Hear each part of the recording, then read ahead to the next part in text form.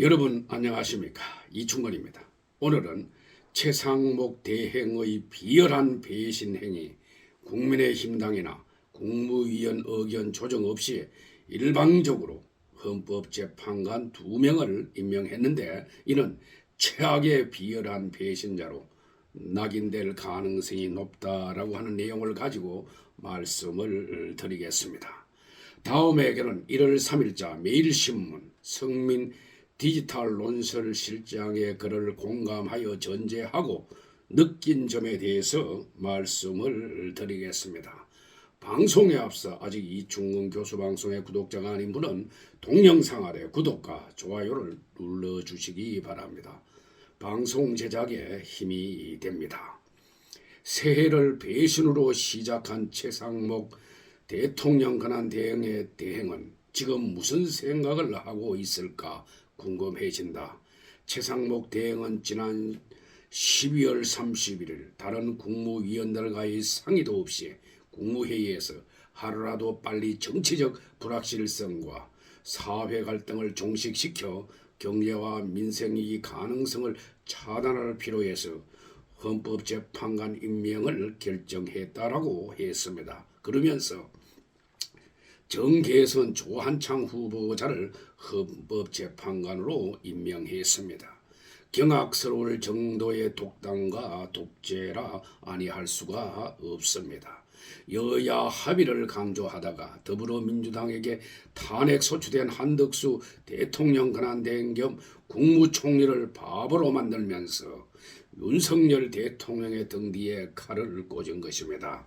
국회에서 추천한 헌법재판관 후보의 청문회 등은 여당의 참여 없이 야당 일방적으로 추진한 절차상 하자가 명백합니다.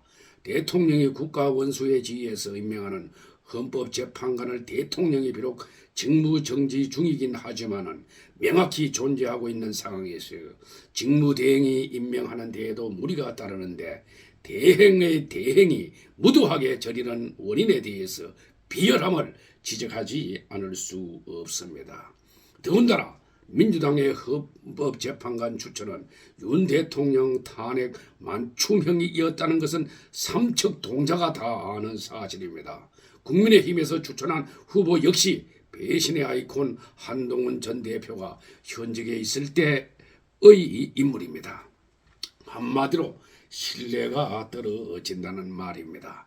결국 최 대행이 말하는 정치적 불확실성과 사회 갈등 종식은 대통령을 빨리 탄핵하라는 민주당과 좌파, 조중동 등 선전성동 언론의 주문과 정확히 부합하는 조치입니다. 최 대행은 일방적인 결정 통보라는 일부 국무위원들의 강한 반발에 내가 책임지겠다는 취지로 답했다고 합니다. 참 사악하고 나쁜 인간입니다. 책임지지 못할 일을 저질러 놓고 책임지겠다고 하는 것은 나는 모른다, 나만 살겠다는 발뺌이나 다름없는 것입니다.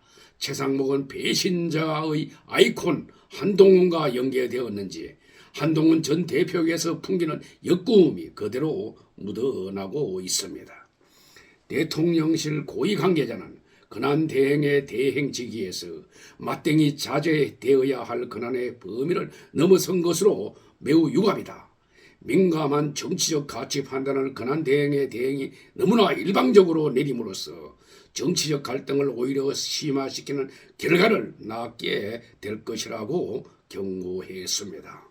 1월 1일 정진석 대통령 비서실장과 성태훈 정책실장, 신원식 국가안보실장, 수석비서관 전원은 국립현충원을 찾아 현충탑을 참배한 뒤에 최 대행에게 항의성 사의를 표명했습니다. 여당은 여당대로, 야당은 야당대로 최 대행의 헌법재판관 2인 임명에 대해서 반발하거나 유감을 표하고 있습니다. 정도에서 한참 벗어난 최 대행의 기회주의적 배신은 본인과 나라의 미래를 망치는 씨앗이 될 수 있음을 우려하지 않을 수 없습니다. 최상목 대행의 기회주의적 배신이 사악하게 여겨지는 것은 바로 그 타이밍 때문입니다. 고위공직자 범죄수사처 즉 공수처는 지난 12월 30일 0시 윤석열 대통령에 대해서 체포영장을 청구했고 서울 서부지방법원 이순영 영장 전담 부장판사는 31일 헌정사상 처음으로 내란 수계를 적시해서 체포영장을 발표했습니다. 그런데 이 내란 수계라는 내용을 적시한 것도 민주당도 윤석열 대통령의 탄핵에 내란이라는 말을 빼고 탄핵 심판에 임한다고 합니다. 아주 말이 안 되는 내용인 것 같습니다. 공수처가 체포영장 발부를 빌미 삼아서 윤 대통령을 체포하겠다고 난리 부르스를 떨고 있는 바로 그 시점에 최상목 대통령 권한대행의 대행은 마치 너 빨리 죽으라는 듯 헌법재판관 전격 임명을 통해서 대통령의 등에 칼을 꽂은 것입니다. 그것도 이등병인 주제의 말이죠. 최 대행이 역사에서 최악의 인물 중 하나로 남을 가능성이 아주 높은 이유는 대통령에 대한 공수처의 영장 청구와 서울지방법원의 영장 발부가 위법 부당하게 이루어졌다는 사실 탓입니다. 최 대행이 이를 모를 까닭이 없을 것입니다. 윤 대통령 청원 공수처와 서울지방지법의 행위에 대해서 즉시 불법 무효를 하면서 헌법재판소의 권한쟁의 심판과 체포영장 효력정지 가처분을 신청했습니다. 무엇보다 공수처는 체포영장에 적시된 내란죄에 대한 수사 권한이 없다. 공수처가 현직 대통령에 대해서 불법 수사를 하고 법원은 불법 부당하게 영장을 발부했다는 것입니다. 공수처는 고위공직자의 직권남용 혐의를 수사하면서 관련 범죄로 내란죄도 함께 수사할 수 있다면서 법상식에도 맞지 않는 억지를 부리고 있습니다. 이런 공수처의 주장 또한 말이 안 되는 것은 대통령의 직권남용 혐의 등으로는 형사소추되지 않는 헌법상 특권을 갖고 있기 때문입니다. 궁금해지는 것은 공수처의 엉터리 영장 청구를 받아들여서 영장을 발부한 서울 서부지법과 이순영 판사의 정체입니다. 원래 공수처법상 공수처의 관할 법원은 서울중앙지법입니다. 그래서 지금까지 공수처의 영장 청구는 특수신분인 군인을 제외하면 모두 서울중앙지법에서 이루어졌습니다. 아마도 공수처는 서울중앙지법 영장 판사쯤 되면은 아무리 좌파 성향이라도 이런 조잡한 영장 청구를 받아들이지 않을 것으로 판단한 듯 합니다. 돌연 공수처는 윤 대통령 관련 영장만 서울 서부지법에 청구하면서 법조계에서는 영장 쇼핑, 판사 쇼핑이라는 말도 나오고 있습니다. 민주당이 헌법재판관 후보로 추천했던 정계선 서울 서부지법장과 마은혁 서울 서부지법 부장판사실은 모두 좌파 성향 우리법 연구회 서울 서부지법特주대감이고 영장 판사 이순영 씨 역시 특정 지역 우리법 연구회 출신입니다. 특히 이 판사는 수색 영장의 군사상 비밀과 공무상 비밀이 있는 장소는 책임자의 승낙 없이 압수수색을 못하도록 한 형사소송법 제110, 111조 규정의 적용을 예로 한다는 내용을 포함시켰습니다. 완전 또라이라고 하지 않을 수 없는 것입니다. 완전히 이순영이도 정치 판사라 아니할 수가 없는 우리 법 연구의 출신입니다. 판사는 법과 양심에 따라서 재판을 하는 사람이지 법 위에 군림하는 존재가 아니기 때문입니다. 멋대로 법 적용을 하라 마라라고 하는 것은 권한을 넘어선 위법, 불법 행위입니다. 또한 민주노총은 서울 시민의 항고로 인해서 1월 3일에는 체포영장을 집행되지 않을 경우에 직접 대통령 간저로 쳐들어갔지만은 경호처의 저지로 대통령을 체포하지 못했습니다. 윤석열 대통령에 대한 체포 수색영장 발부는 불법 수사를 한 공수처와 좌파 법관이 사법 시스템을 무너뜨리면서 공모한 사법 구태타로 규정될 수 있을 것입니다. 이에 최상목 대행이 합세한 꼴이니 그 죄의 무게는 가늠하기 힘들 것입니다. 최대행의 기회주의적 배신은 아마도 이제 윤석열은 끝났다라는 나름의 판단에서 비롯됐다는 생각입니다. 솔직히 윤 대통령이 아주 어려운 처지로 내몰렸다는 사실은 분명합니다. 이상한 것은 하루가 멀다 하고 대통령 지지율 폭락을 대서특필하던 선동하던 언론들이 요즘 무건 수행을 하고 있다는 점입니다. 왜냐? 대통령 지지율이 크게 올라가고 있기 때문입니다. 그동안 대통령 지지율 조사를 하지 않았던 것이 아니라 숨기고 있었다는 것이 하나둘 알려지기 시작했습니다. 최근 발표를 취소했던 한 언론의 조사에서 여당의 국힘 지지율이 38.2%로 민주당 41.9%를 거의 따라잡았고, 또 다른 미공개 여론조사에서는 국힘 지지율이 38.2%로 민주당 37.8%를 역전시켰다는 것입니다. 별로 한 것 없는 여당 국힘의 지지율 상승은 대통령 지지율에 대한 궁금증을 유발합니다. 1월 1일 발표된 코리아 정보 리서치의 결과에 따른다면 충격적일 만큼 놀랍습니다. 대통령 지지율이 무려 36.1%로 일주일 사이에 7.7%포인트 폭등했습니다. 민심 변화의 조짐은 광범위합니다. 보수 중도뿐만 아니라 진보 좌파 이념 성향에서도 대통령 지지율이 상승하고 있고, 연령대와 지역을 불문하고 긍정평가는 확대되고 있습니다. 계엄 선포로 정치 현실에 눈을 뜬 우리 국민들 사이에 윤석열 다시 보기 바람이 불고 있다는 분석입니다. 끝날 때까지는 끝나지 않았다는 희망이 보이고 있습니다. 어떤 정치 세력이나 언론도 깨어나서 외치는 각성을 하는 국민을 이길 수는 없는 것입니다. 삐뚤어진 사법부와 헌법재판소 역시 국민들의 우렁찬 목소리에 정신을 바짝 차릴 것입니다. 국가 애도기간을 틈타 수사권 없는 공수처가 맞춤형 판사를 물색해 해서 현지 대통령에게 불법 체포영장을 발부받아 난리를 치는 이 나라가 분명 정상은 아닙니다. 새해를 눈앞에 두고 근한 대행의 대행이 대통령 놀이를 하면서 대통령 등 뒤에 칼을 꽂는 나라도 정상은 아닙니다.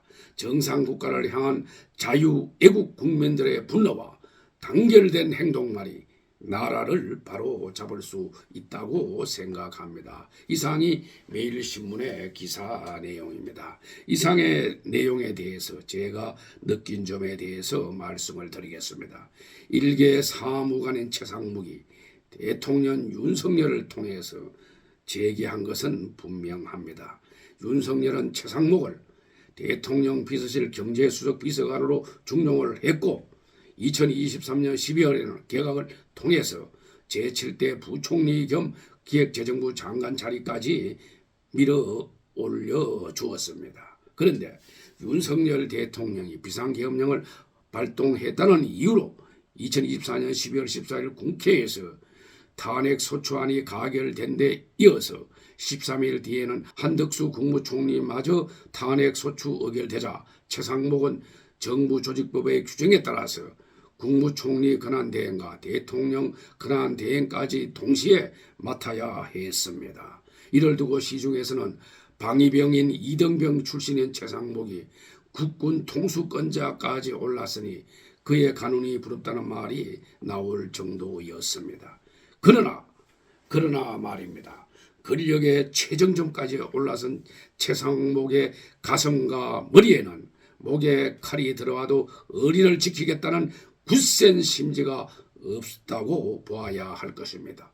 대통령과 국무총리가 탄핵 소추된 비상상황의 시국에서 압도적인 의석수 우위를 앞세운 야당의 강풍에 납작 엎드리는 나약함을 노출시켰습니다.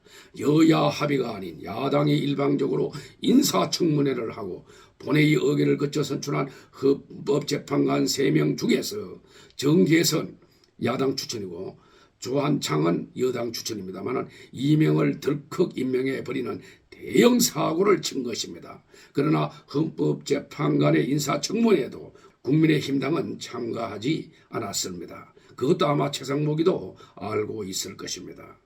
최상목의 헌법재판관 임명 행위는 대통령 권한대행의 대행으로서 절대로 해서는 안 되는 영역을 건드렸다는 거센 비난에 직면했습니다.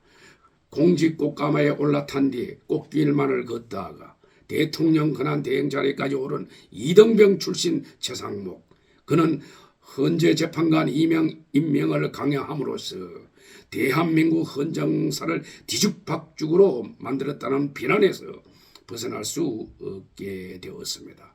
한마디로 최상목은 비열한 사악한 기회주의자라고 생각이 됩니다. 기재부 장관의 대통령 놀이는 참 기막힌 노릇입니다. 나라를 무정부 상태로 몰아가는 이재명 의원이나 그 틈을 타서 대통령 놀이나 하는 최상목 대행에 대응 기재부 장관은 50보 100보일 것입니다.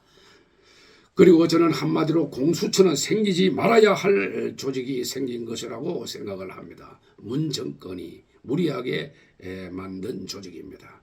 특히 윤석열 대통령을 내란 수괴로 체포하겠다는 공수처의 권한 남용에 대해서 반드시 책임을 물어야 한다고 봅니다. 민주당도 최근 윤석열 대통령의 탄핵안에 포함된 내란 수괴죄를 빼도록 했다는 것입니다. 현직 대통령을 확실하게 수사할 수 있는 범죄는 내란죄와 애환죄뿐입니다. 그런데 민주당도 탄핵안에 내란죄를 뺐는데 공수처는 무슨 제목으로 대통령을 소환하겠다는 것인가 묻지 않을 수 없습니다. 현직 대통령 영장 집행도 좌파 성향 정치판사가 발급한 것입니다. 국가 애도기간을 틈타서 수사권 없는 공수처가 맞춤형 판사를 물색해서 서부지방법원에 위첩을 했고 현직 대통령에게 불법 체포 영장을 발부받아 난리를 치는 이 나라도 분명 정상은 아닙니다. 탄생되지 말았어야 할 공수처는 월권 행위를 당장 중단해야 할 것입니다. 최상목 대행의 행위도 큰 문제라고 생각합니다. 왜냐하면 자기의 상관인 한덕수 총리가 거부한 것을 자기 독단으로 헌법재판관 임명한 것은 야당에게 크게 유리하도록 하는 처사입니다. 특히 그는 국힘당과의 당정협의나 국무위원들 간의 의견도 수렴하지 않고 일방적으로 임명을 지명했습니다. 아마 그는 한동훈과 연계되지 않았느냐라고 의심하는 자들도 많습니다. 최상목과 같은 기회주의적 배신자는 자유애국 우파로부터 영원히 배신자 아이콘 낙인이 찍힐 것입니다. 그리고 최상목 너의 말로도 비참해질 것이라고 생각하지 않을 수 없습니다. 오늘 방송은 여기서 마치겠습니다. 제 영상을 끝까지 시청해 주신 여러분들께 감사의 말씀을 드립니다.